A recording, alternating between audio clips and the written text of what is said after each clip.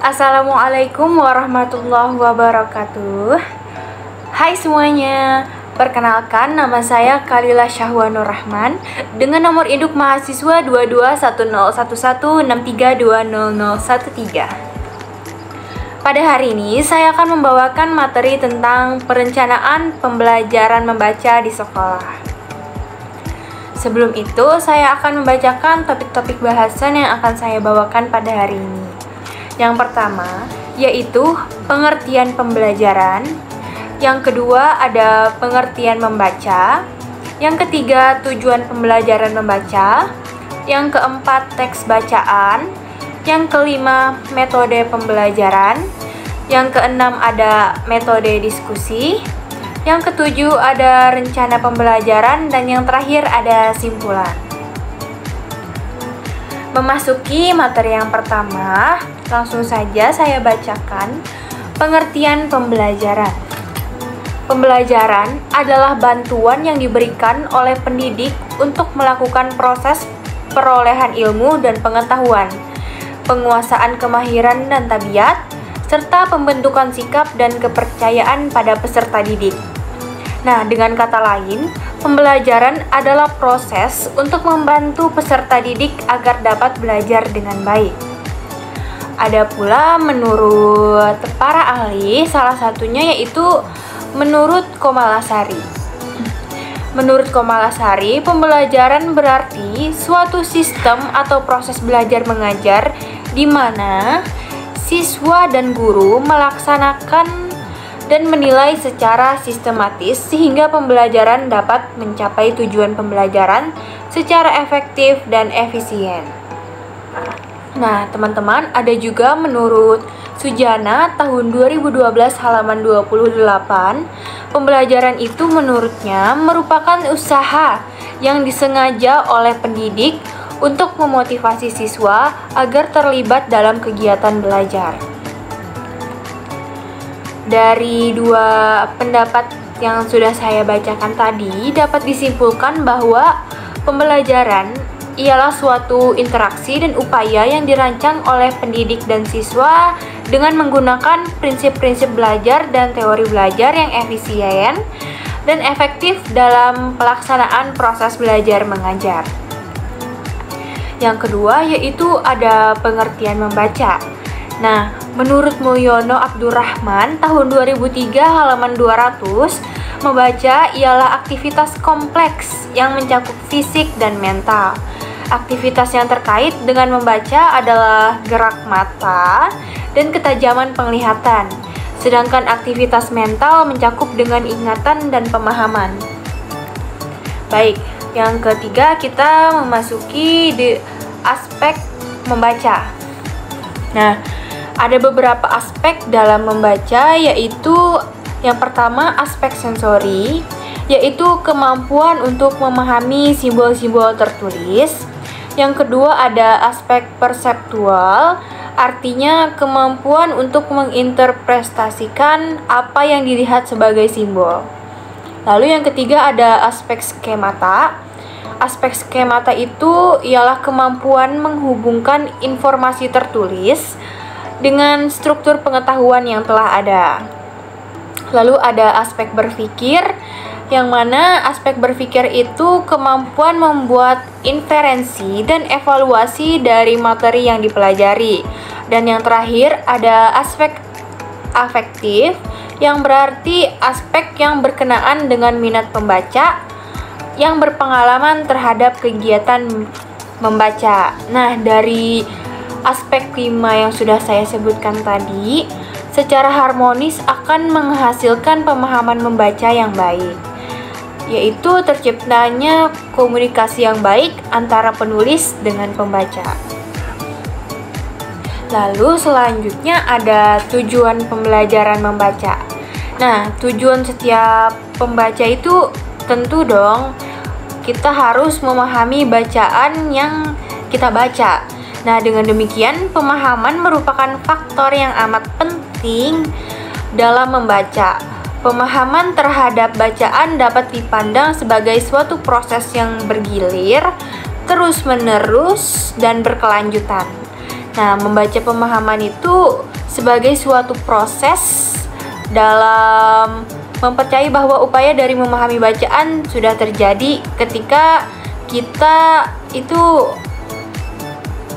membaca buku apapun. Nah, adapun tujuannya yang pertama, menikmati keindahan yang terkandung dalam bacaan. Yang kedua, membaca bersuara untuk memberikan kesempatan kepada siswa dalam menikmati bacaan.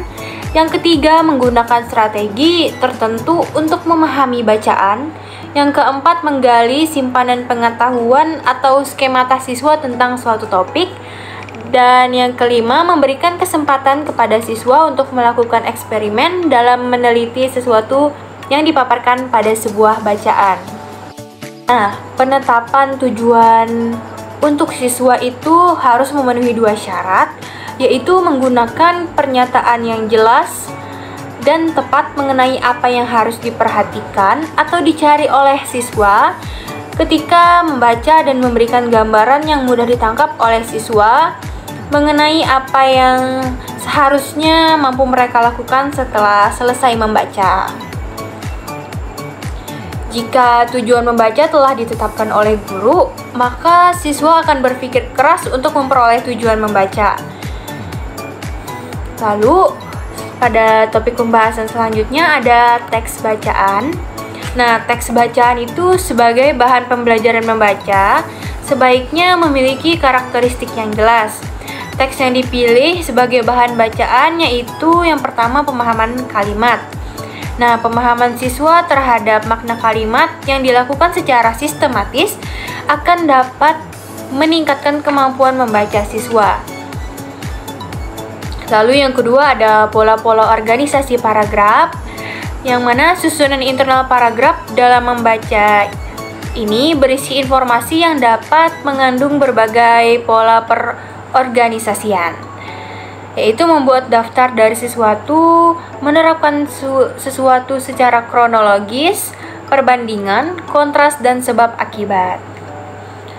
Nah, adapun tipe-tipe dari teks bacaan dalam pembelajaran membaca itu, yang pertama ada paragraf naratif, misalnya cerita. Nah, pada paragraf ini biasanya memiliki beberapa unsur seperti latar, tema, pemaparan sifat-sifat tokoh atau karakter, dan sebagainya. Yang kedua ada paragraf ekspositori. Nah, isi utamanya itu berupa penjelasan. Biasanya terdiri bermacam-macam paragraf. Lalu yang ketiga itu ada paragraf ringkasan. Nah, biasanya paragraf ringkasan itu muncul pada akhir suatu kegiatan seperti akhir suatu uraian atau bab. Nah, jadi seperti itu. Lalu selanjutnya ada topik metode pembelajaran. Sanjaya berpendapat bahwa metode adalah cara yang digunakan untuk mengimplementasikan rencana yang sudah disusun dalam kegiatan nyata agar tujuan yang telah disusun dapat tercapai secara optimal. Nah, metode ini digunakan untuk merealisasikan strategi yang telah ditetapkan. Dalam pemakaian yang umum, metode diartikan sebagai suatu cara atau prosedur yang dipakai untuk mencapai tujuan tertentu. Selanjutnya, kita memasuki pembahasan metode diskusi. Metode diskusi adalah metode pembelajaran yang menghadapkan peserta didik pada suatu permasalahan. Nah, jadi ada ada 5 jenis dalam metode diskusi. Yaitu yang pertama ada diskusi kelas. Nah, diskusi kelas ini diskusi yang mempertemukan seluruh siswa di dalam kelas. Artinya guru tidak membagi siswa menjadi kelompok-kelompok kecil. Lalu yang kedua ada diskusi kelompok kecil yang mana dilakukan dalam kelompok kecil di dalam kelas. Dan sebelum kegiatan diskusi dimulai, guru akan membagi siswa menjadi kelompok-kelompok kecil yang beranggotakan 3-5 orang. Yang ketiga ada simposium. Simposium itu adalah metode pengajaran yang mendekati suatu masalah yang perlu dipertimbangkan dari sudut pandang ilmiah yang berbeda-beda. Yang keempat ada diskusi panel. Diskusi panel ini adalah diskusi yang melibatkan banyak panelis. Dalam hal ini, siswa hanya dapat mendengar pembicaraan berdiskusi. Lalu yang kelima ada seminar. Seminar adalah suatu metode pengajaran dalam bentuk pertemuan besar anggota.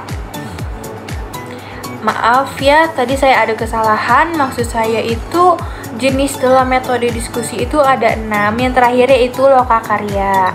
Lokakarya adalah pertemuan lanjutan dari seminar. Pada lokakarya, masalah yang dibahas itu lebih spesifik, teman-teman, sehingga bisa langsung dikembangkan menjadi sebuah solusi, bahkan menjadi suatu produk atau produk. Selanjutnya ada rencana pembelajaran. Rencana pembelajaran membaca dengan metode diskusi di sekolah dapat dilakukan dengan langkah-langkah sebagai berikut. Akan saya bacakan. Yang pertama, pemilihan cerita pendek yang sesuai. Guru itu harus memilih cerita pendek dan menarik sesuai dengan tingkat pemahaman siswa. Yang kedua, ada pembacaan cerita oleh guru. Guru membacakan cerita kepada siswa dengan intonasi yang menarik agar dapat menarik perhatian siswa. Yang ketiga, ada waktu membaca individu. Setelah cerita dibacakan, siswa itu diberi waktu untuk membaca cerita tersebut dengan individu agar mereka dapat memahami cerita itu secara personal. Lalu, yang keempat, ada diskusi terbuka. Guru memulai diskusi itu dengan pertanyaan-pertanyaan terbuka yang dapat mendorong siswa untuk berpikir lebih dalam. Yang kelima, ada pencarian kata-kata atau frase penting. Guru memberikan panduan kepada siswa untuk mencari kata-kata atau frasa yang penting dalam sebuah cerita yang mereka baca dan mereka anggap penting untuk dipahami. Lalu yang keenam, ada analisis bersama. Siswa itu diajak untuk menganalisis cerita lebih mendalam, termasuk konflik utama, karakter utama, dan bagian-bagian cerita yang menarik perhatian mereka. Yang terakhir itu ada pengembangan keterampilan berpikir kritis. Melalui diskusi ini, siswa dapat belajar mengembangkan keterampilan berpikir kritis dan analitis mereka karena mereka itu diajak untuk memahami dan menganalisis cerita secara lebih mendalam. Dengan metode ini, siswa dapat belajar membaca dengan lebih baik karena mereka diajak untuk memahami cerita secara mendalam dan melalui sudut pandang teman-teman sekelas yang mungkin memiliki pemahaman yang berbeda-beda. Metode ini juga dapat membantu siswa dalam mengembangkan keterampilan berpikir kritis dan analitis mereka. Kita memasuki pada materi yang terakhir atau bahasan kita yang terakhir nih, yaitu simpulan. Jadi, simpulannya adalah pembelajaran adalah suatu interaksi dan upaya yang dirancang oleh pendidik dan siswa dengan menggunakan prinsip-prinsip belajar dan teori belajar yang efisien dan efektif dalam pelaksanaan proses belajar mengajar. Sedangkan membaca itu adalah aktivitas untuk mendapatkan informasi dari sesuatu yang ditulis. Adapun tujuan dari pembelajaran membaca ialah memahami bacaan yang dibacanya. Dengan demikian, pemahaman merupakan faktor yang amat penting dalam membaca. Itu saja yang dapat saya sampaikan. Salah hilaf mohon maaf. Wassalamualaikum warahmatullahi wabarakatuh. Terima kasih.